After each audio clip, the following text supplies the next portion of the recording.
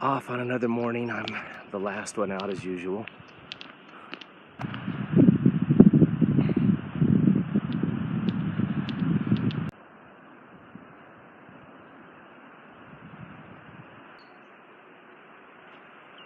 I haven't felt very connected on the Camino since the first night. Yesterday I felt a lack of connection, a lack of integration, I heard about the camaraderie on the Camino, but I really felt isolated from these people on here, which is unlike me. I tend to be a person whose vibe attracts his tribe, but I haven't had my vibe. I had a dream last night, and in the dream, I was sitting with my father and my mother. They're both passed on, but in the dream they were there. So I believe it's them coming to me in the dream, and Mom was trying to tell me something, trying to advise me, trying to instruct me, and I did not understand her. It was like she was speaking another language. And I kept asking her to repeat herself and to speak slower. And my dad looked at me and looked at Mom and said, "You're wasting your breath. He's not listening." And I said, "Dad, I am listening." And he said, "No, you're not listening. Don't lie to me. You're not listening. I can tell you're not listening."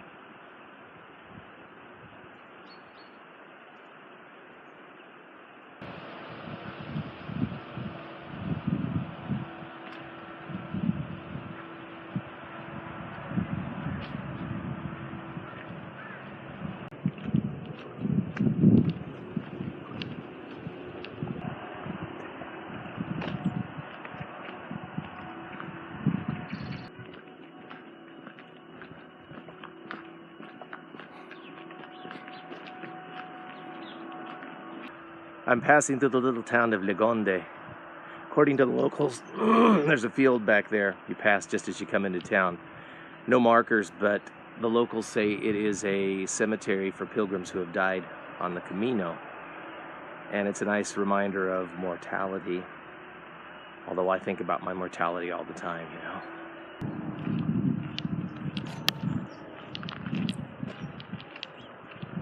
I was wrong. It's not right when you enter town. It's here, as you are allegedly leaving town.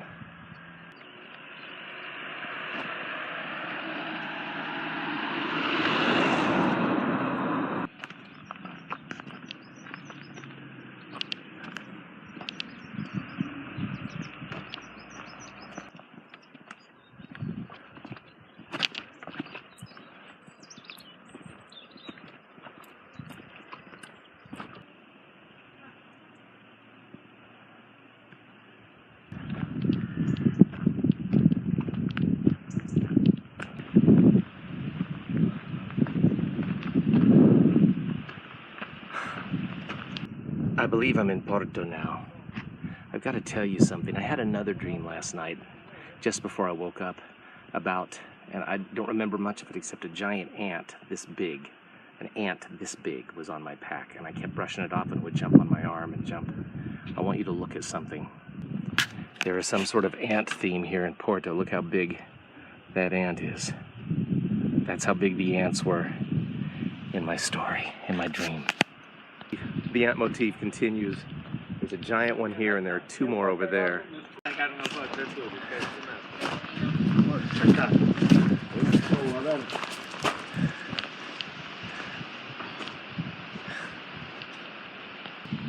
I asked the young man at the cafe what the significance was for the ants, and he said they are like the rows of pilgrims walking on the Camino, the row of ants that you see. Little churchyard with some above ground graves, mausoleums, whatever you want to call them. Here's what's interesting. Even more of them right here on the road. So you can drive past your loved one if you live here.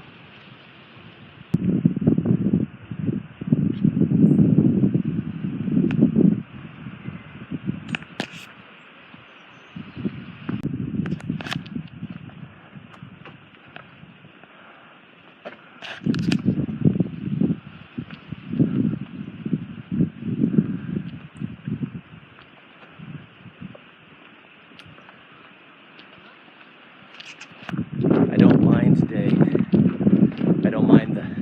pain. I don't mind the sore feet. I don't even mind the cow pasture smell. I'm just here, and it is now. I left the beaten path and came up here in the forest for reasons you can probably guess. There's a tractor going by. I just wanted to pause and take a moment to just recognize this is the reality. I am in a forest in the northern hills of Spain by myself. We'll wait for the pilgrim to go by before we get back out there.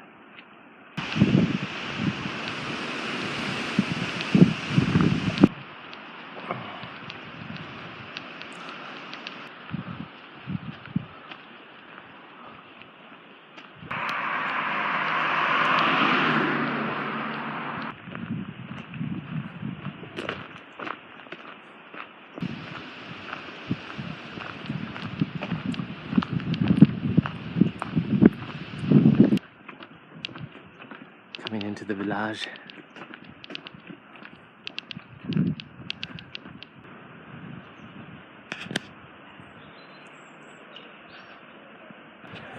All right, we're entering Palace de Rey, Palace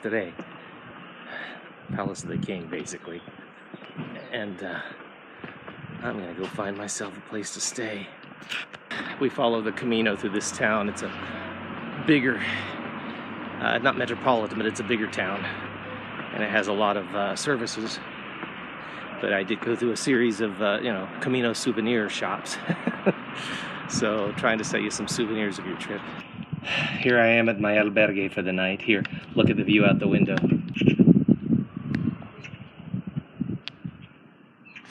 You can see basic dorm room. I don't know what's coming up here, but maybe no one.